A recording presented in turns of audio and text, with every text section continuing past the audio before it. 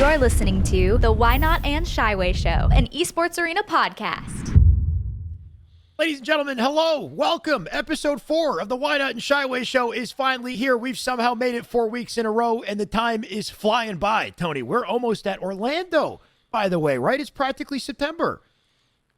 Almost there, and I'm ready for it. I mean, we've been waiting quite a bit since Kansas City. The NA Super kind of held us over a bit, but I'm ready for Orlando. And by the way, you won't have to wait too long because Worlds is a hop, skip, and a jump from then. So we are almost at the finish line here in Season 1. That's honestly a great point in that it's been, like a 5-month off-season period. It's kind of what it feels like. Of course, like you said, we had the NA Super, which sort of was a LAN almost. It was online for the players who went to it, but for everybody else, it's just been like a 5-month off season, and then once we finally get back to LAN, we basically get 2 back-to-back in a row, which is super exciting. But before we get into all that, Tony, how you doing, man? I like it. I like the shirt you're wearing today. You look good.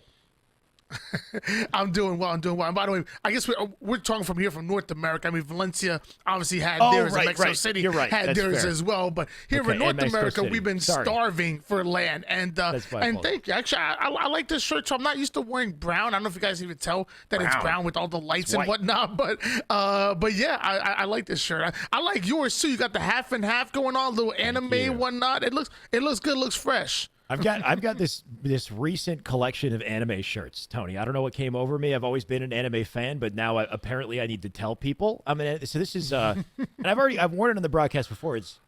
It's Tokyo Ghoul. Okay. All right. I like it. I like the half and half too. They're just the half white and half gray and whatnot. Even that alone is sick.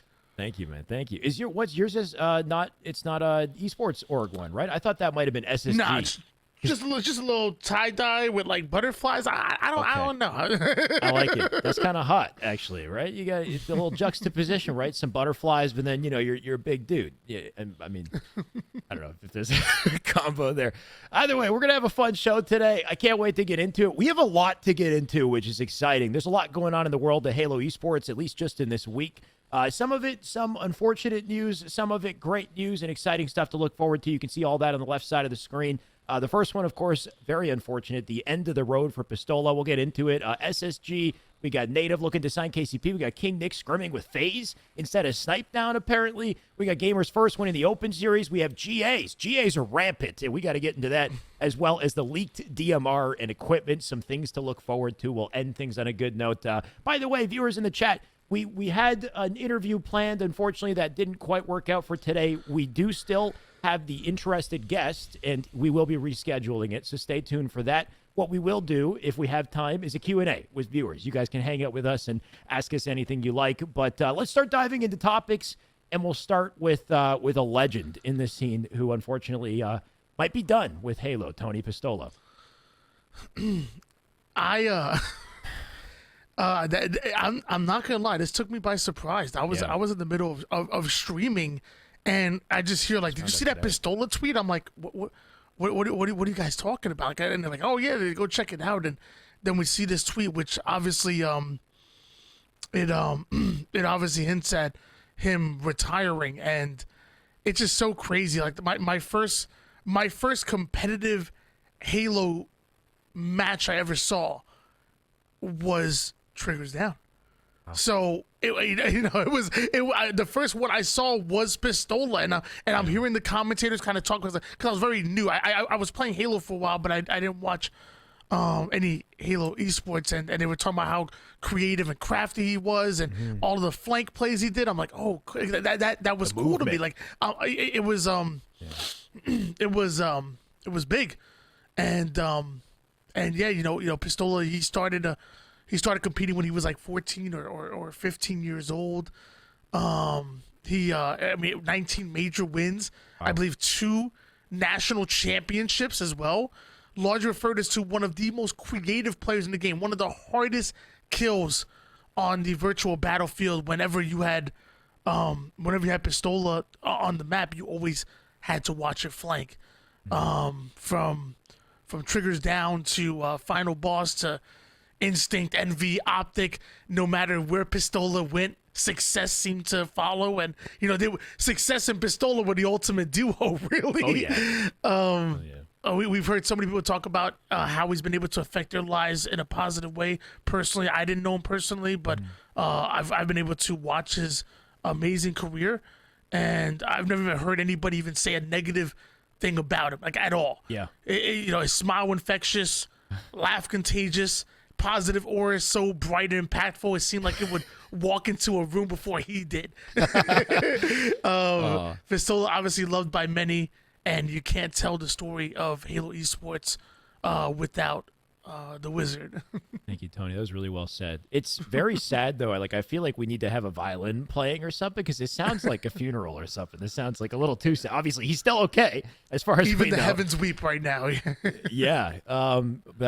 Just, man, what a brilliant player, an absolute legend inside the game and out. And like you already said it beautifully. One thing I noticed about his play that I always thought was so exceptional, and of course, like he came up at a young age, but I didn't come into the community till much later. His sticks, plasma nades, were always insane, right? The Wizard, I don't know if that's part of the reason why they call him the Wizard, or if it was the movement, but he was so accurate with it. Like, just the prediction, the way that he'd always find his stick from the grave was always so exciting. But his personality in person, Tony, and you said you didn't have a chance to talk to him too much?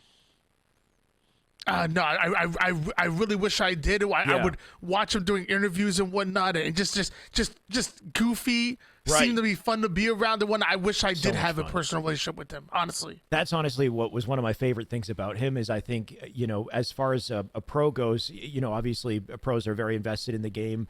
Varying personalities. I think Ola is just a shining star as a personality and in the game as a pro. He's so inviting and easy to talk to and get along with. You feel comfortable with him immediately. I didn't spend too much time with him, but the time that I spent with him, I felt like a friend. I felt included. I think he's just an excellent all-around person. And when you look at the tweet and you look at the comments in the tweet, like, this man is a legend through and through. When you see all the other legends calling him a legend, right? Like, it's like, I don't know. It's just wild reading through some of the comments. There was the tweet that they already showed it. Yeah, this artwork, really cool artwork, by the way, Pistola.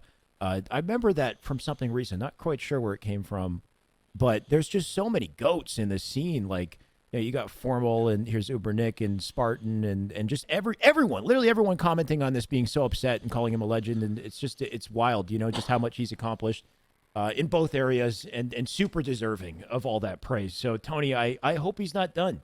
He said probably, which is not 100% confirmation of retirement. It just sounds like things are not looking good for him at the moment, but we don't really know where Halo Infinite will take us in the future, in the years to come. Maybe the game, certain aspects of the game will be more approachable or inspire him to come back. We don't know the situation, but sucks, man. It really sucks. But it also just kind of makes you think about how awesome this dude really was, and hopefully we see more of him, Tony, in the near future. Sucks to start on like a somber note like that, though, right? Like, we had this all planned out, and then Ola out of nowhere hit us with the real shit. But yeah, I'm a passionate dude, and this one hit me hard. I'm not gonna lie. I've been a huge Pistola fan, and I wish he did full-time streaming, because like I said, the dude is just he's a great dude, an amazing player to watch, and I'm gonna miss him.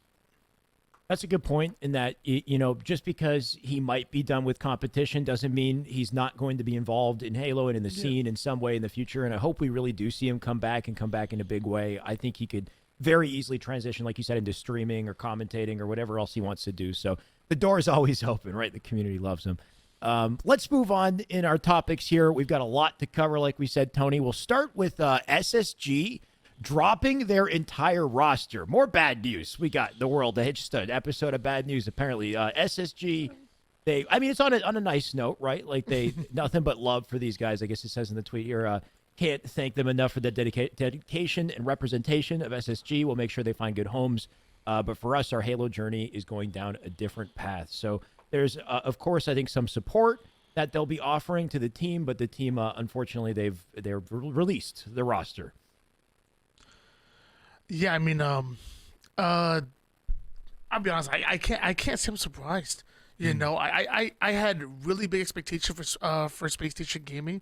I talked about it multiple times that I thought this was going to be my dark horse team, one to rival the likes of KCP, what they were and what G1 are now. Yeah. Like a team that again, when I thought when they first got put together, I'm thinking guaranteed top 8, fighting for top 6, and then a stretch goal top 4, maybe upsetting one of the big 4 and getting in there. I really thought there was a chance that might happen. Obviously, they weren't able to figure it out, and with all the talent that they have, I have no doubt that the individuals will find themselves on some great homes. Suppressed, Ace, Tylenol, and Collect, phenomenal players. They're going to be a great fourth piece on many different teams. In fact, with them being available to explore different options, the way SSG actually put that, it's going to shake up. It's going to create a roster mania part 2. We're going to see, Collect or Tylenol take up a new roster spot. Same with Suppressed and Ace, and those players are going to be freed up to go to it. It's going to probably domino into another roster mania. Meanwhile, SSG, they try to sign KCP, which I'm hearing KCP actually reached out to them already. Okay. And they had turned it down to begin with. So they're in the final stages of signing with another organization that Jake Lucky kind of let us know about a little bit. And then now SSG scrambling and deciding to pivot, and it looks like they're going to sign the Pittsburgh Knights, in fact. Right. So, which I think is interesting. So, even when one door closes, another door opens. And I'm not going to lie to you, Alex. I'm down to have SSG sign the #1 team in Latin America. I'm so down. Like, sales for skins are going to absolutely explode. Because you got to think about it. The Latin American community, they, for a large part of them, felt like we turned our backs on them. You have all the Colombian players who, Johan and Guardian and even Pelu, who wanted to compete, who have been competing for so long, and have done so much for the community. I think I even forgot Magical. I believe he's a part of that as well. And when Halo Infinite first started, it was only Mexico, which it still is to this day. So that forced a lot of the Colombian players to have to move to Mexico just to get this opportunity. I couldn't even think of moving outside the U.S. to like a Canada or something myself. Like that too. I couldn't even imagine doing that myself, but they had to do that because for the opportunity they're looking to seek. So, Latin America and then even the Mexican community, they have PK, they have Centenegra, but they don't have a partner at work. They have no one that they can represent. So if Space Station Gaming come in and give that to a very passionate region, I'm so down for that. I already have the SSG, season 1 skins. I'll buy the season 2 skins. I'm about it. And let me tell you, those are going to soar. And PK, they're damn good. Let me tell you, man, there's a reason why Tapping Buttons was scouted out by Evil Geniuses a while back and brought over to North America to begin with. It's because they got talent, man.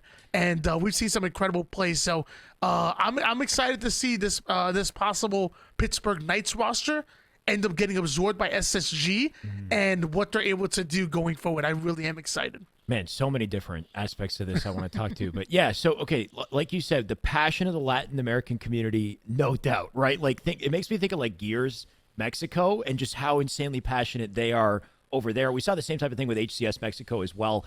You're right. If they sign a Latin American team, these skins are going to sell, right? There's going to be a lot of support, which is incredible. And these boys are young talent, right? They are, is it fair to say, like, unanimously the best team? Obviously, they do have some competition, but they do appear to be the best team in the Latin American community, and a team that has a lot of potential to continue to grow and upset some other big rosters. Because if we go back to Esports Arena, Tony, we've been watching PK versus KCP for like as long as time itself, which is what it feels like, years now. But they've always traded blows. They've always been up there. And SSG, if there's any way that they can not only sign them, but provide support in a way that we hoped, like, for example, Fnatic. We were always hoping that Fnatic originally would sign Ascend, right? Because Ascend was a roster with so much potential. Imagine, and I guess Fnatic is an EU org, but imagine bringing Ascend to the US and how quickly they could grow. It's the same kind of thing with this LATAM team with PK. I don't know if that means that you would move the team over, but it kind of reminds me of, a team like Ascend or like a player like Barcode. There's a lot of young talent that can exponentially improve. And I think this is a really smart gamble, honestly, from SSG to invest in that, because we could see these boys really kick up and make some upsets and make things exciting and make it exciting for a broader community too, like including the LATAM community. So that's really exciting. Before you even kind of got into that, though, Tony, of course, so SSG dropped the roster. Ace and Tylenol are a team of two, right? So that's info we have as far as Ace's tweet. Well, I mean, you're right. Everything's in flux. I saw a tweet from Tylenol that said that he's a restricted free agent. Oh, so no. Okay. I mean, right. What am I saying, SSG right? literally said they're going to allow them to explore options. Yeah. and you know what? They have options. And if that means Restricted Ace and FA. Tylenol can stay together, I'm sure they will. But, if there's a 3/4 of a roster that's looking for a final piece and they think Tylenol is going to be it, maybe, again, they're exploring options. Okay, fair enough. So they're all released. They're figuring it out. Ace, of course, he's figuring out where to go. We haven't heard much from Suppressed, right? Suppressed, I think, has been a little bit silent on the situation so far, but I'm sure he's still grinding. And we know about Avenue and Diagram and how much they are involved as well. So I don't expect him to go anywhere. Collect, we've seen in some scrims recently. And you mentioned how, SSG, it was a KCP reached out to SSG. SSG wasn't interested. KCP found someone else. SSG came back, and then KCP said it was too late. And now you have KCP scrimming with Collect a bit as well. Can you tell me a bit about that, Tony? I like Collect scrimming with this old KCP roster now. I guess new native roster, because it looks like native is going to be the one to sign this KCP roster. Okay. I'm a fan of it. I think Collect is phenomenal, and I loved what King Nick brought to this roster on paper. But at the same time, you know what I do with papers. Toss it. You don't like the stats. The eyeball test tells me that Collect fits with this roster really well, amazingly. Yeah. What do KCP like to do? They love to up the tempo. Yeah. They love to do as much damage as possible. They're objective efficient. They like to overwhelm you. What does Collect like to do? All of that. Well, he loves to put the pressure on you. He loves to stay alive. He loves to put as much damage, and he loves to pressure you and make you feel his presence. His play style just seemingly fits with this roster. So, is it official? No, we don't know what direction they're gonna go. But it's funny that they actually scrimming against E United, who, when Manny signed with E United, left a hole on this roster. So It's really funny that was the team that they decided to scrim against. It's not official yet, but my eyeball test to tell me that I really like the look of this. And again, Collect is still exploring options. Maybe he goes this route, but there's some other teams that are gonna be looking at him as well. I promise you, there will be. So who knows what's gonna happen with Collect and this native gaming roster. All we know right now is that they're exploring their options as well, and they're playing with somebody other than King Nick. I definitely like this team chemistry, though. Like you said, KCP is known, or they're obviously not KCP anymore. I'm just going to keep calling him that for... it's hard to get used to hard that. You're like, what, bro? We got to call him native. Until it's confirmed, they're KCP. Until we figure it out, right? Is it old KCP? Don't confuse me now, I Tony. I don't know. But basically, Collect is looking damn good, and I like the idea of a very fast-paced team picking up a player like Collect, who's one of the fastest on the map. As a young player, though, he is definitely a hot commodity, like you said. No doubt he's going to be pulled in a couple different directions. I wouldn't be surprised if Tylenol is as well. So very interesting. And that's not to say that King Nick, like you said, didn't bring a lot to the team, because as far as stats goes, it sounds like he was actually doing a lot of good work for the team. But he is also the most recent one to enter the team, so I think it's more on the side of chemistry in the fact that KCP, this roster, apart from Manny, who's recently left, has been together for years now. It's almost like a Sentinels in a way that they've built such a bond or friendship with each other. So regardless of the fact that Nick is doing well, I think it just comes down to they're just really close buddies, and they're trying to collect. It looks like King Nick is been experimenting with some other great rosters too, and we'll get into that a little later, Tony.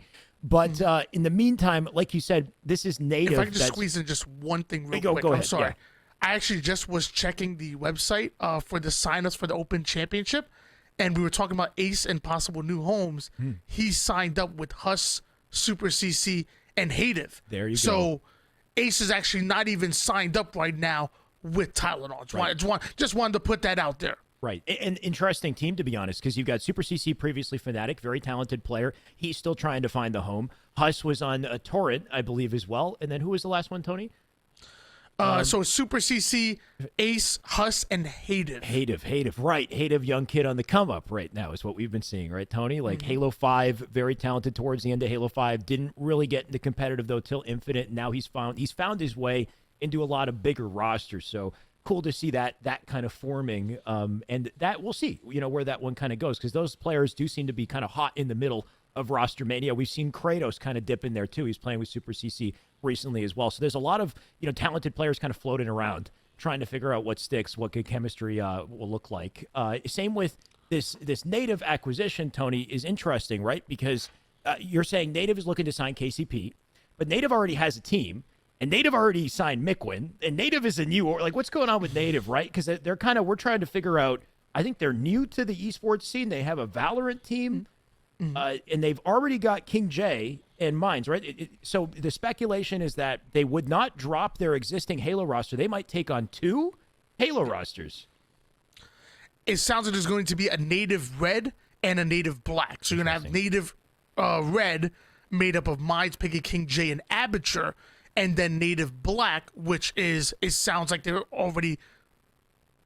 said the final stages pretty much almost done at this point, signing KCP, or the old KCP roster, which as of right now, we know to be Soul Snipe, Talik, and the boys. And now, I guess, was King Nick, but now maybe Collect or somebody else.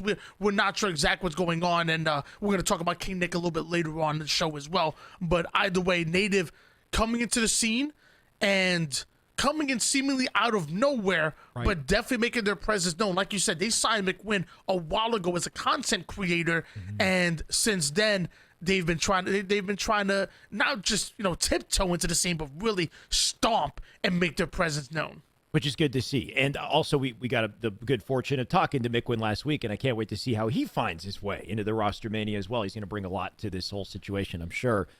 Speaking of King Nick, Tony, let's just jump to that, though, because King Nick has been playing with a different roster recently. He's been playing with Faze, which is a big deal. Faze just recently signed their roster. Of course, it was Renegade, Spartan, Snipe Down, and Falcated. They had a bit of a rough go early on in the NA Super Day 1. Things did not look good. They got a little bit better later. It seemed like maybe Snipe Down was not quite gelling too well with the team early on. I always believed that things would eventually work their way out, Tony, but maybe the patience isn't there. We're kind of trying to figure out what's going on. But at the moment, Snipe Down is not playing with the roster in scrims. Nick is instead. Yeah, I made a video this morning. I just uploaded to YouTube talking about this. It's interesting because King Nick was scrimming with the squad against Sentinels, and people would tell me, "Oh, it's just it should be a one-time thing." I said, "Okay, I'll listen to that," and I'm like, "All right." So then he's scrimming with them again just yesterday, and not just scrimming with them, doing well. They took Optic all the way to those 13 games and were 7-6 by Optic, but we've seen how dominant Optic are in online scrims. They go through everyone, and it's not even close. In fact, the last time that Optic and FaZe scrimmed with Snipe Down was on the 18th. So what, just like a week and a day ago, and they got 10-2'd by them. Wow. Then you bring in King Nick, and you only lose the scrim by 1. And I know it's just scrims. I'm not going to put everything on scrims, but with the lack of them, signing up for big tournaments, what else do you look into besides their practice? Like, I've never met a team that walked into a scrim and said, "Hey, you know what? Let's freaking lose this." let's just get 10-2. Screw it. I don't care. Like I've never seen a team walk into a scrim with the idea of losing. Now, do you want to try different things? You haven't seen me scrim, by the way, Tony, for the record. You should see me scrim. Well, it's not pretty. But at the end of the day, you practice for a reason. Your time is your commodity, and nobody's wasting it. I say it all the time. So, at this level of gameplay, I'm not talking about skill. I'm not. If you're not going to hear me be disrespectful and say, "Oh yeah, King Nick is better than Snipe Down is and ever was and ever will be." I'm never going to say that. It's just not going to happen. At this level, it's more of how does a player fit in onto the roster and their philosophy on how to win? You have teams like United who love to slow the game down. You have teams like KCP who love to speed up and put constant pressure. And honestly, no philosophy is wrong. There's different players and different play styles that maybe King Nick might fit this roster a little bit better than what Snipedown did. In fact, I mean, to be honest with you, I mean, when you read Boo Boo Doobu's tweet about him ultimately leaving the roster, the org, what it sounded like was because he sat there and said that this was the best roster that he was going to be a part of. And the team wanted him. Yeah. It was due to org complications that ultimately they went with a different player other than him. And eventually we see it's Snipedown on the roster joined in with Renegade, Spartan, and Falcated. So one can only think that FaZe have plans with Snipedown that maybe even go beyond Halo. Maybe if Snipedown decides he wants to go to Apex, maybe FaZe start a team with him as the cornerstone of it. I don't know. I'm kind of reaching here and with you see me with the chalkboard and whatnot and the lines and olive branch. It's all there. The writing's on the wall. You're just not seeing it. But at the end of the day, if you want to add to it though, sorry, because he changed his gamer tag too, right? He's like FaZe Snipe EW. Why would he go through that? Dude, FaZe loves Snipedown. Right. Dude, he has gone out and said that Snipedown has treated that FaZe have treated him better than TSM. Wow. He has gone out and said that he likes the FaZe more than TSM. I want to put that out there, but like I said, I think it's just stylistically an approach. Maybe King Nick might fit this roster better. Now, nothing's set in stone just yet, but I will say there's a big difference between losing a scrim 6-7 and losing 2-10, and we're talking about just a week and a day apart. So yeah, I'll let you guys decide how you want to take it. I'm sorry, Alex. I took a lot of time. I'll let you take the floor. I'm sorry. You're totally good. I think the biggest thing that you pointed out was chemistry is so important in Halo. That's really it, right? King Nick and Spartan have expressed the fact that they are a duo several times already, right? They get along with each other. They've got good chemistry with each other. Renegade Falcated, they go way back as well. There's no doubt that those boys have good chemistry with each other also. So you got two duos coming together on a team with aligned perspectives. That's a recipe for success, and it's no doubt that the scrim scores are looking better. Unfortunate for Snipedown though, right? Because he definitely does bring a lot of talent to the team, and he's clearly he was still passionate. I'm not really sure where that lies at the moment. He's got a lot of different things pulling him in different directions, right? Like with Apex in his career. Any thoughts on Snipedown and his position in Halo, Tony? I guess you already kind of touched on it a bit. I mean, at the end of the day, I think Snipedown is motivated and he wants to stay within Halo at least to the end of the year. But what we can't deny is the fact that Snipedown has options. Yeah, exactly. If he wants to go back to Apex, as a content creator, dude, the dude does numbers. We love watching Snipedown Apex. By the way, as a lover of Apex and Halo, and as a longtime fan of Snipedown, like I said, I started watching Halo competitive back in Halo 3. I loved straight ripping and what Snipedown did for the team. So I mean, let's. He has options. I think he's still a phenomenal Halo player, and he can still add value to a team. Who knows? Maybe E United reach out to him because he fits the play style. Maybe he, McWin, Ola, and me make a squad going into season 2. Like at the end of the day, he does have options, and if he wanted to go to Apex, they will welcome him with open arms. They will. I promise you, both as a content creator and a professional player. No matter what, Eric Rona is going to be just good. Halo, Apex, modeling, or Pac-Man, tic-tac-toe, it doesn't matter. Eric Rona going to be just fine.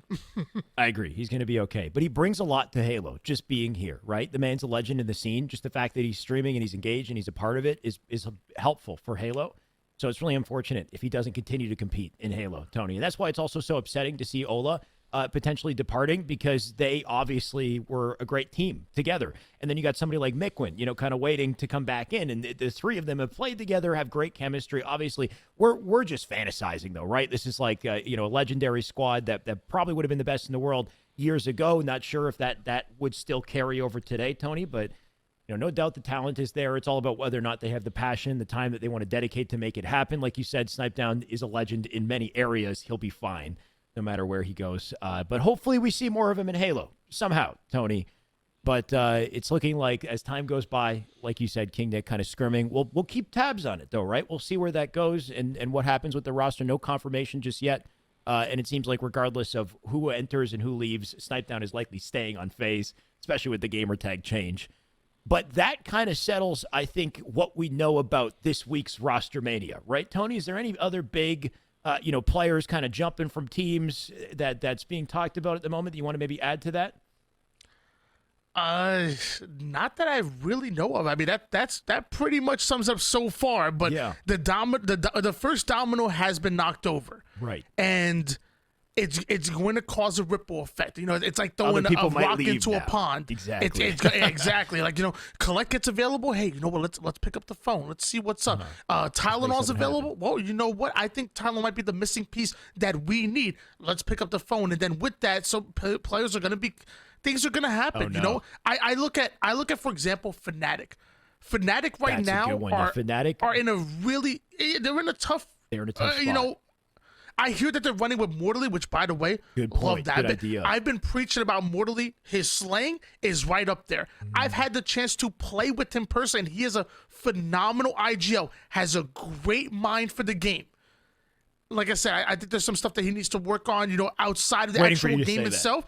But I think as far as him as a player, he is so capable, and he is lights out, and he will be one of the next ones up. So I'm thinking, maybe Fnatic look at an option where you bring in Mortally. Maybe you bring in a Suppress, who, by the way, every one of the players, I'm sure, love him and have played so they grew up in that Halo 5 era. And maybe you bring in someone like a Tylenol or something, and maybe you make something happen around that. There could be a mix between those players that maybe have Fnatic stepping in the right direction. So, like I said, that first domino has fallen. The rock has been thrown into the pond. The ripple effect is there, and we are going to see another roster rating. Will it be like the top 14 of 16 teams changing like we saw earlier? Maybe not, but it will create a change of 4 to 6 teams. Right. And the crazy thing is Orlando is like a month away, not even, right? So they got to figure that out and figure it out quick. So this roster mania that you're talking about, it's likely going to happen within the next week and ideally finish by the end of next week. So everything that we're talking about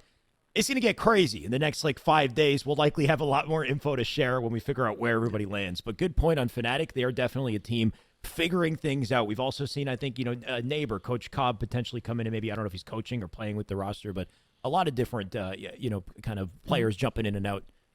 In the meantime, Tony, let's focus on the rosters that are solidified and are competing, are in the gauntlet, and continue to improve and find some success here, right? Because we had Open Series just yesterday, and G1 won Open Series. Not only that, I believe we had Complexity come in second place, beating United in this one too. Yeah, I got the chance to cast a lot, most of the tournament, and it was great, man. It was good. Let's go. Gamers first. They were good. They're a really good squad, and with them beating out United, I think it was in Game 5. I want to say in the winners finals. That was right off the rip amazing. Then Complexity ended up showing out that, hey, you know what? We're a damn good squad as well, because Complexity ended up beating up United in the losers finals to make it into the grand finals. And in fact, it's just so we'll talk about that a little bit. Complexity are trying to prove that they're not just a top 16 team. They're a top 12 guaranteed walking in the door. They're going to be fighting for top 8. And if you catch them slacking, maybe they make it into a top 6 or above. That's what Complexity are trying to show, that where they are right now. And United kind of trying to prove that maybe, are they a top 4 team guaranteed? Not anymore. But they're still trying to show that they're not below top 8. So that Complexity versus United matchup was really important. And Complexity beat out United, making it into the grand finals, where they go, by the way, 2 games on G1. I was already mentally preparing for a bracket reset. It was 2-0 in favor of Complexity, and then G1 go back to back to pull off the reverse sweep on Complexity. So it was really fun to watch. It was really G1 showing that they are, if you're looking for a dark horse team, look no further than G1. But like you said, G1 in first, Complexity in second, E-United third, Native coming out in fourth place, and even ESA Red coming in looking good. Oxygen Esports rounding us out as far as our top 6 go. Who has ESA Red upset at the moment that's like a big deal, right? Because ESA Red have been finding some waves recently. I think, did they beat E-United as well, or am I tripping? ESA Red had a big win on SSG. Okay. To knock them out of one of the tournaments. I thought that was pretty big. They did get 3-0'd by Native Gaming, but Native Gaming are good. Native Gaming are on the cusp of, being in the conversation as a Complexity, a E-United, a KCP and whatnot. I feel like they're there. They just haven't been able to prove it just yet because they're so newly formed together. Yep. Okay. And wait, where am I? Oh, so and then what you said about G1 as well. Sorry, just the fact that the series, they lost 2 games, they turned it back around, they won it. That kind of happened to us earlier in the week as well, right? We had a little, and this obviously is an open series, and we're not on the schedule today, but we had a show match, G1 and Sentinels. And even in that match, it was insanely close. For anybody who isn't aware, LVT on Tuesday did a best-of-7 show match, Sentinels and G1. Sentinels won 3 games in a row, had us going. G1 pulled it back. This is the Boo Boo's play, by the way. This is an insane, I got the pleasure of casting this play. It's incredible. Finds a camo on the floor and then gets an overkill on the whole team. This takes them to Game 7. And then we had an insane Game 7 Slayer to close. This is one of the best Halo series I've casted in a while, by the way, if you guys haven't seen it. Sentinels did clutch up and win, but G1 won 3 in a row to bring it back. And it was such an exciting run. Like, my God, the plays from Boo Boo and the team, like, they definitely still have it, which is great to see because we've had these question marks. I think with G1 coming off of NA Super is like, is it a fluke? Are they going to be able to recreate this? Every opportunity they've had to step up to the plate, they've definitely stepped up. Even if they don't win, they come very close. I think exciting. Gamers First are again, they're the ultimate underdogs right now. It once was KCP. It could have been SSG, but right now it's G1. And G1 are so dangerous. If you told me right now, that just say fast forward into Orlando and I'm not cast out and I didn't even watch the tournament. Okay. And you told me G1 beat out Sentinels, I would say, wow, that's an upset, but I'm not going crazy over it. I'm not sitting here saying it's monumental. I'm like, when I see this G1 roster, I think they could pull off an upset. I think they could beat a Sentinels, maybe beat a Cloud9, which they already have, by the way, beat both of them in the NA Super. I think they can maybe even beat out an Optic, which they've looked very good against them in online scrims. I think they're capable of doing. That's their ceiling. It's up to them to show that they belong in that conversation, because the question really isn't where their ceiling is, it's where their floor is. Because you don't want to see G1 have the capability of beating out one of the Elite 3 and then, get knocked into top 12 off of a bad tournament. Because that's ultimately where, G1 are, have been top 32, top 24, top 16, top 12. We've seen it. They've been in the trenches, right? Wild. Now they need to prove with Boo Boo Doo that they can be a top 6 team, a top 4 team, and maybe pull off a major upset, which they've already done during the North American Super. You do love to see it, though, right? Because I feel like go back to early in the year with C9 kind of dominating their way through, 2 lands back to back, and it just seemed like everything was kind of becoming solidified early on. You had like your C9, your Sentinel, your Optic, United, kind of like in the top 4, like the 4 horsemen, untouchable. Nowadays, that is not true, right? Optic are dominant. We'll give them that, right? They've been dominating on the online front. But outside of that, there is a lot of variability, right? Like the kind of anything can happen, like C9, kind of dipping in certain situations, going to Game 5 against teams you wouldn't expect it, or losing to G1. G1 popping in G1 previously, like a top 32 team, moving up to top 16, top 12. Now they're in that, they're in that top conversation, but there's a lot of teams in that conversation. And that's why it's so awesome, even just listening to you talk about it, going on to Native getting into that conversation. Complexity already kind of there in that top 12, making big dents. So it's just it's become a big question mark as to where things are going to go. So from a viewer perspective, you come in not knowing what to expect, right? It's very exciting. Like Faze could pop off at any time. You don't know, right? Or they could totally underperform, and we just kind of were along for the ride. And just, I guess, kind of the beautiful reality of of competitive Halo at the moment, Tony, but competitive Halo is consistently shifting. Even if the devs aren't changing it, the pros are changing it themselves, and they seem to be changing it in the form of GAs. This has been the big talk of the town. We talked about it last week a little bit. Now the GAs seem to be relatively solidified at this point. We'll see. My worry with GAs, Tony, is it's a slippery slope, right? Now that Spartan's going on with the Mangler sword and the drop weapon, and that's what we're trying to work with at the moment, what's next, right? Like, I know the nades, pros have a lot of issues with spikes and shock nades. They're harder to GA because you can accidentally pick them up, but like, you know what I mean? It's just it's a weird situation right now. What are your thoughts, Tony, on the recent GA info? I mean, I made a video also talking about this today, this you did. morning, and uploaded You're it. on top of it. Yeah. It's a weird situation because It is. you number one, I don't like GAs Neither do in I. Halo Infinite. I don't like it, but I think it's necessary right now. I love the weapons, and I love a diverse sandbox. And the last thing I want to see is a watered down Halo Infinite sandbox and competitive, because that's one of the things that makes Halo Infinite so diverse and so lovable, is that there's a lot of weapons in the sandbox that are viable. They really are, and it's incredible to watch. And you can go in and you can go out and master a thing like the Commando, and if you do, there's value in that. And at the same time, also the casual, or even, quote unquote casual / competitive community love a diverse sandbox as well. You got to realize competitive esports make up 1% of the Halo atmosphere. Gotta find the tweet. So on this. in no way should we be alienating 99% of the field. And that's one thing I don't want to do. Kind of like what I talked about last week when it comes to the Mangler, the Mangler is one of my favorite weapons in the sandbox.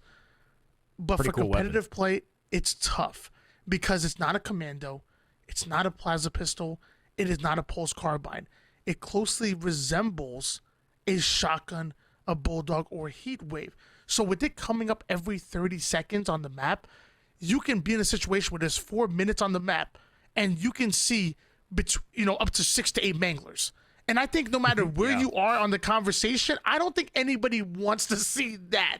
8 Manglers on the map, like, that's a little bit, I think anybody can agree that that's a little bit much. So when it comes to the Mangler, I'm in favor of GAing it, but I'm also willing to be to the middle and to find the middle ground with it and try to find the situation where if we were to put on a 30-second a timer that closely resembles the Bulldog or the Heat Wave and take it off for that 30-second one, maybe it becomes viable.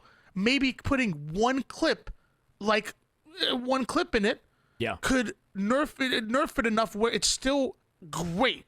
Because we're putting now we're putting respect on the Mangler's name. Because in the past, I feel like that's the issue. We haven't respect. Like, people think, oh, you hate the Mangler. I'm like, no, I feel like we haven't respected it.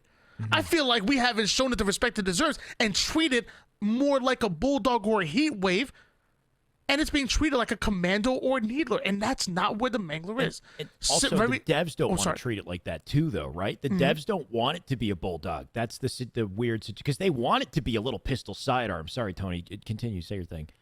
So I'm going to try to save myself for when you're done. Very, very similar to the sword. Again, I love the sword and what it means to the sandbox. Like, when we've seen some crazy sword plays, I think it's fun. Somebody even recommended that if we put up an HCS skin, we have, like, instead of the blue energy, have the energy of, like, an optic, for example, like an optic green. Sick. That would be so sick. I'm like, dude, that makes perfect. That makes perfect sense, and I would love to see something like that. But it's no doubt that with the sword, when you combine it with sprint, when you combine it with the maps, curb sliding, when you combine it with grapple, and even the repulse, even the drop, when you it is so strong that I don't think it's great for competitive. So I'm okay with Jin the sword. But again, I'm willing to be in the middle. If we can find a situation where it's comes up like the Bulldog and Heat Wave, you can't have more than one on the map. Have a situation where we did like the Rockets. The Rockets are so powerful, you only start with 2. That's it. In and out. Right. So let's make the sword where it has 3 to 4 kills. and then you're done. It has 4 at the moment, by the way. It's only 4 slashes, I think. Right, what the hell? Are you? I know, feel it's like weird. I feel right? like I could. Then in that case, we need to drop it down to maybe like the Rockets.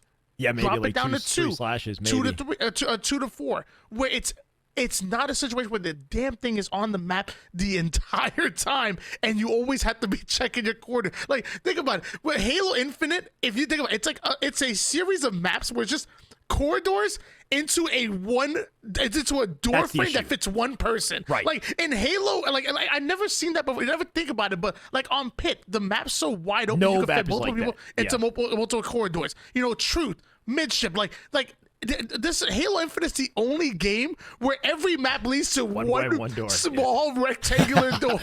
It's like terrible. it's just like it's tough with the sword. The drop weapon, I'm gonna be honest, I love drop weapon, and I think there's pros and cons to the drop weapon use, which I think, like, you know, for example, there's been so many times where I use drop weapon where I don't even switch weapons. I drop it all the time. If I get nailed, I have to back out of the situation. But now I just left a heat wave for a sniper on the floor for the enemy team to grab because I dropped it and I had to play my life. So I ultimately end up losing that weapon. Like, I think there's pros and cons to the drop weapon, like, you know, picking it up and going through that animation, which lasts a day and a half to use the damn rockets. You can YY it for the record. The rockets you can't, but you're right. But still, I think there's pros and cons to using the drop weapon, and I love it. I'm still gonna use it in ranked, but I'm still in a place where I understand and respect where the pros are coming from, because at the same time you have a stalker rifle where, you know, it rewards you for being super precise with and getting that perfect kill. Boom, boom, boom. If you miss 2 shots with the stalker, at that point you might as well use the BR because you're gonna be put in your place. But the drop weapon makes it to where you can boom, boom, 2 shots, switch to the BR, boom. And it now makes the stalker rifle, which is already amazing on its own, but it makes it incredible. That's the issue. And same with a lot of other weapons. So, like I said, I'm on the side of I understand where the Gears are coming from, and I think it's great for competitive play at tournament play. But I also, again, don't want to alienate the other side of the fence. So I think somewhere is the middle where we can meet and find common ground on both sides. And that's also what I'm looking for. I would love to be a mediator between the casual community and the competitive community, because I think we can talk things out. Right. Instead of where we're at right now, where casual, we hate pros, and pros like, we hate casuals. And it's like, everybody's... Why can't we talk? Dude, why can't we talk like human beings? Yeah. So sorry. I went on for long, but this is its own video, to be honest with you. It is. Everything that you just said speaks to me on such a deep level. Tony, I've spent my whole week doing recordings on this topic specifically. I've got like a 30-minute video that's going to be coming out as soon as it's finished. I just got to go through the editing process, but on this topic, because there's so much to cover. And yes, the way that it does suck that for whatever reason, the casual community seems to have the impression that pros are trying to make changes that'll affect the whole game, but all pros give a shit about is just their little playlist, their tournament, right? Like they don't worry. Like, you don't have to nerf any weapons. Just reduce ammo, reduce the availability of weapons that aren't currently balanced, whatever it is. Just in that one little tiny cosmos, that little tournament, everything else inside of that, don't worry about it. Like, they don't care. They're not trying to affect your casual gaming experience. So it's pretty funny. Like, did you see the tweet that's gone viral, dude? 51K likes. I didn't give it to ESA, so it won't be shown. But it says, esports ruined gaming, and I will die on that hill. Just these like outrageous takes as if esports has completely just destroyed the industry. And that came from a tweet from Spartan where somebody showed the leaked DMR, and he said, slow down fire rate, remove bloom, add D-scope, god tier weapon. And what Spartan's saying, in translated for your competitive player, is Halo 5 had a precision magnum, right, Tony? 5-shot kill weapon, very touted as a very skillful, very well-balanced weapon for competitive play. Spartan is hoping that this new DMR could take that position. He's not... Anyway, it wasn't the type of tweet where, like, this is going to be shit, but people are interpreting it in that way because they don't understand the context, because pros don't want to take the time to deliver any context. They just like their hot takes. Anyway, it just led to a whole blow up on the internet, and just there's an issue, I think, with communication. At the end of the day, pros just want changes within their own pro playlist. Thank you for finding it. There it is. And it was shitty Halo takes right there, says my brother in Christ. No one has even used this weapon yet. And our next topic is to talk about the leaks anyway, Tony. We'll get into the DMR in a second. You're right about everything you said, though. I think King Nick has a great thread in regards to the sword and the maps. He's talked about it in detail on his Twitter, where the maps are so close quarters and there's so many choke points and it's impossible to trade with the sword. And I got my editor to test this, by the way, Tony. It is nearly impossible to melee trade with the sword. If you are no shields and you melee somebody and you have sword, you don't die. If you are weak and you have no shields and you melee, you still don't die. You go red barred. You have no health, no shields. If you are red barred and you melee trade with the sword, you can die, but you don't always die. It's like not 100% consistent. He tested it and a melee came out and you could hear the sound, but he didn't die. He stayed red barred. That just feels broken, right? So the trade window is a concern, and maybe making a subtle tweak to it can fix this or make the sword more. Yeah, it could make it more reasonable to fight against the sword without significantly affecting social play. Because I understand nerfs can affect everybody, but even in the past, sword has had like sword parrying in like Halo Reach, for example, right? So there's been ways to counter the sword in the past. I think a subtle tweak could work. With the Mangler, it's as simple as like changing ammo and stuff. If the casual community, for whatever reason, believes that it's the pro's fault that the Mangler got nerfed in the first place and they're trying to suck the fun out of the game, that is just, it has to be like the most inaccurate, misunderstood statement, Tony. And even when we just kind of had this conversation, like the Mangler from the dev perspective is a tier 1 weapon, right? It's on a tier 1 rack. Like you said, it's spawning frequently throughout the game. That's what they want it to be. If that's what they want it to be, it needs to be balanced with the other tier 1 weapons, because pre-patch, it was way better than every other tier 1 weapon, meaning regardless of whether it's competitive or social play, it's going to be selected and prioritized over every other weapon in tier 1, right? Like it's got a range kill from three-shot range kill and a one-shot beatdown. It's like a Mauler on crack. There's nothing in Halo's history that spawns every 30 seconds that is that powerful. Never. So anyway, there's a lot of miscommunication. I try to touch on it in YouTube, Tony, but interesting situation. I agree with you. GAs are bad for the game, right? This is, no matter how you look at it, GAs are not helpful for the game. It's confusing for players if the sword's not getting picked up, or for new viewers if the sword's not getting picked up and they're wondering why it's not getting picked up. It's bad for ranked culture as well. And this is a situation that 343, at least the HCS team, is aware of. Tashi has responded to this as well. There's you can find clips of him. I think we included a clip. There's probably not going to be audio, but he's talked about it on YouTube. He's talked about it on LVT.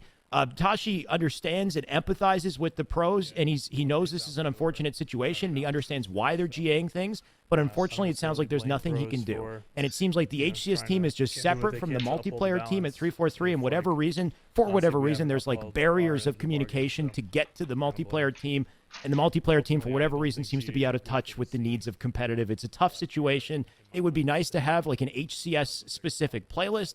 Every other Halo game has had that with other ranked playlists, right? And I can understand that maybe there's an issue with wanting to split the population, but we're stuck in this weird catch-22 of like too many playlists splits the population, but having too few playlists is killing our population because there's no outlet for people to play the game the way they want to play, right? On top of custom games, you can't change the weapons on maps in custom games. You can't update spawn timers. You can change ammo, Tony, which you brought up, and that's a big deal. Have you noticed that in ranked 2v2s, the ammo's different? Did you see that? Oh, yeah, of course.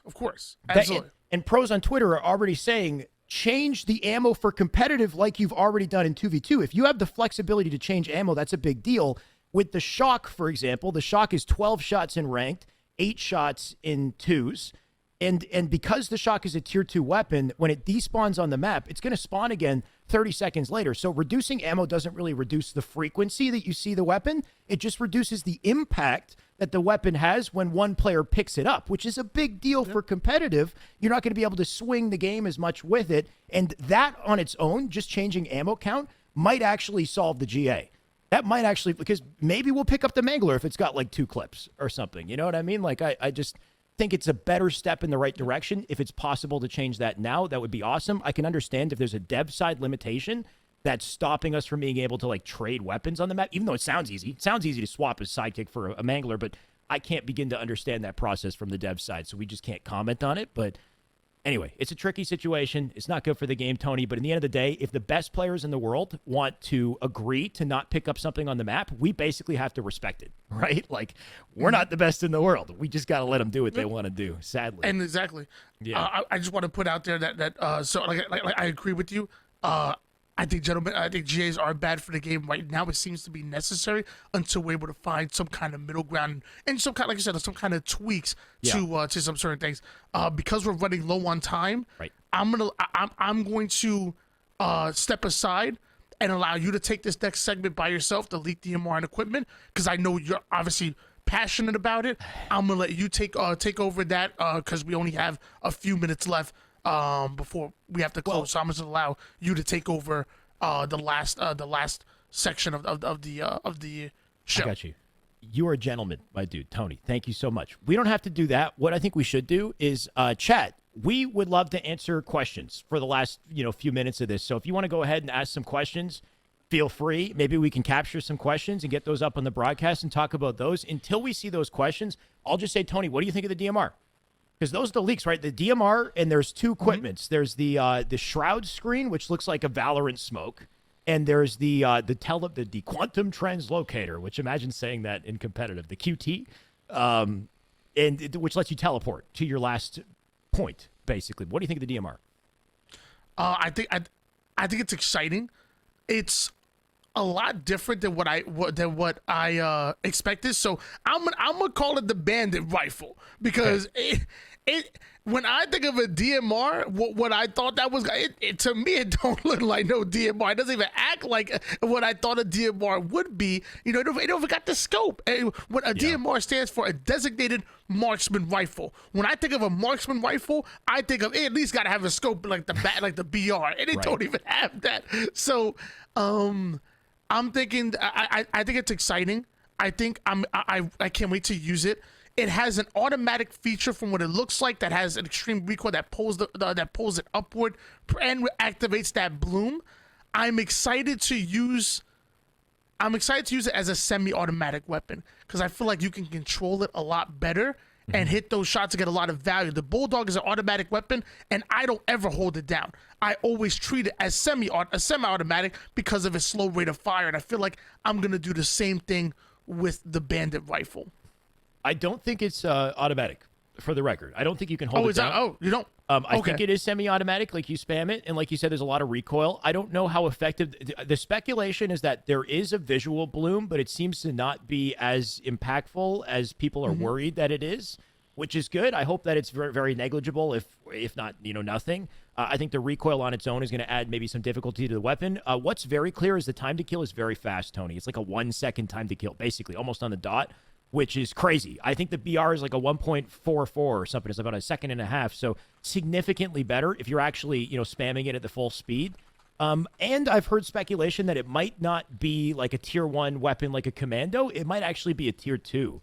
It might be a weapon that you see instead of a shotgun or instead of a stalker, which is really interesting. And that would kind of make sense, I guess, power-wise. But then that would remove its ability to be a starting weapon, which of course would be unfortunate because it's not even just about the comp community wanting a starting weapon. It's also about the M&K community wanting a weapon that they can feel more comfortable, hitting every shot with and competing with the top level in the game, right? With the BR, at least the way it is now, it doesn't have that same kind of feeling of consistency. And maybe 343 just plan to continue to tweak the BR and keep that as a starting weapon. Maybe that'll work. I don't know. I just think people were hoping that the DMR would be an outlet as a starting weapon. It's looking like it's not quite positioned that way, despite it actually being a 5-shot kill and having the same stats, as like a Magnum, except much faster.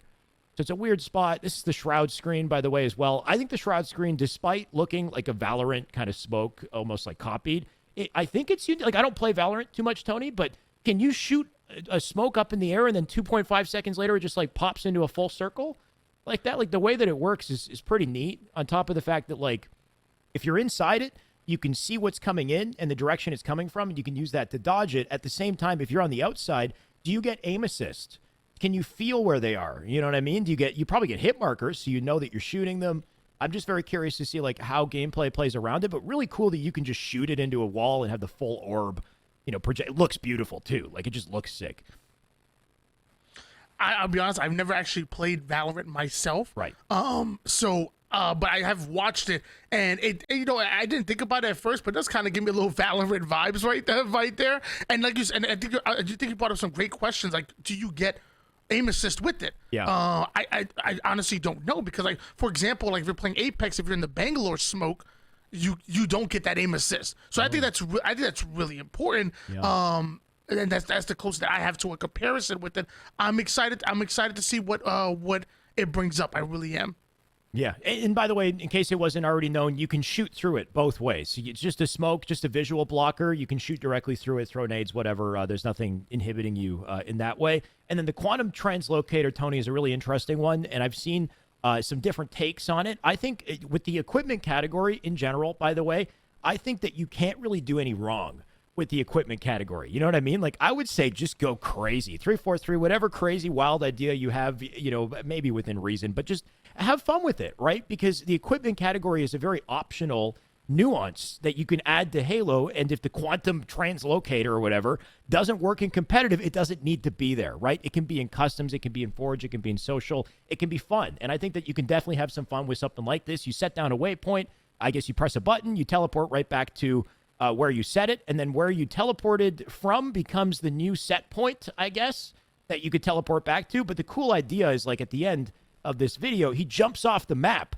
and then teleports back in. So imagine, like, in competitive, let's say, a situation where there's an angle that you can't normally take because you jump off the map and die, almost like stabilizing. In Halo 5, you can jump out and take a wild angle and do something crazy, knowing that you can come back and save yourself.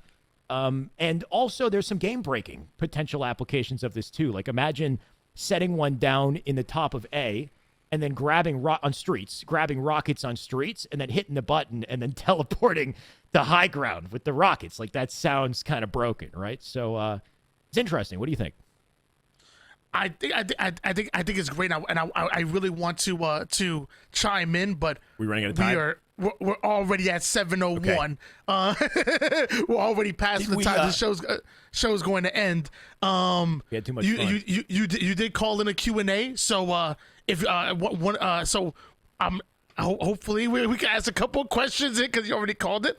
I didn't see the questions come in. Did they come in though? So we do have a couple of questions in. So what do you guys think about the BR 2-shot melee in ranked and 3-shot melee in social is one of the questions, and I'm gonna be honest with you. I hate that idea, to be honest. I feel like it was so unnecessary.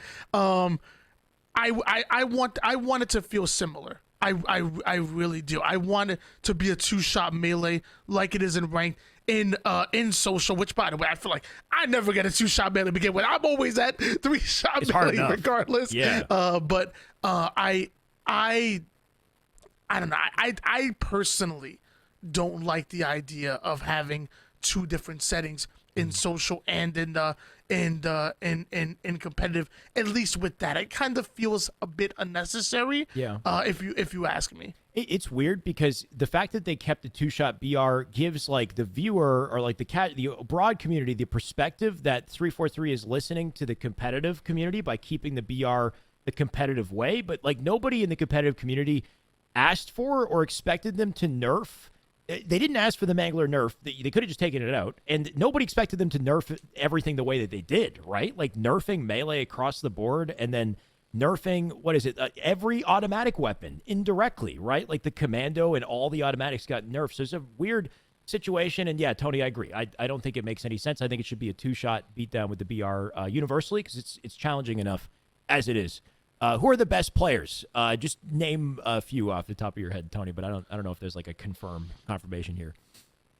In my opinion, in no particular order, Lucid, Renegade, and Frosty. And I think there's a lot of players that have really stepped out. Like, for example, like Eco can definitely be in that conversation. Yep. What Formal brings to the table is definitely valuable. Royal 2 is definitely, I would say Royal 2 and Eco, with the way they're playing, if they keep it up and consistently put out what they've been doing, I can't see why you wouldn't put them up there, and I'll even put Snakebite in that conversation as well. Those are probably my top 3 that, if they continue to play the way they are, they're easily sneaking into the top 5. Well said. I'll say Ola, Ola, Ola. I'll just go with that. Okay. How do you expect the sandbox to change if the leaks are generally indicative of what will be added? Go ahead. We're at 7:04, and we have to. Apparently, we got a 1 minute warning. Sorry. Just real quick. Yeah. It'll change. The DMR looks strong, but it's a precision weapon, so it sounds like a better replacement to a shotgun than having more shotguns. Honestly, I'd say the more the merrier. If it doesn't work in competitive, it won't stick around. Hopefully, right, Tony? I'm excited. I'm excited to see what to the sandbox evolve, and honestly, I honestly can't wait. I think we already have a diverse sandbox the way it is, and I love what we have right now, and I can't wait to see that tuned, but also to see it grow, because that's what's really important with Halo Infinite. I agree. I can't wait for that either. Hopefully we can see, the biggest thing I think is just a little bit more feedback and communication, transparency, like back and forth, so we can get an understanding of, what's being tuned and when and et cetera. And hopefully we get that along with the updates and the new content. But thank you, everyone. We are over time. We've overstayed our welcome. Thank you for joining us for the YNOT Shyway Show. That's episode 4. Stick around.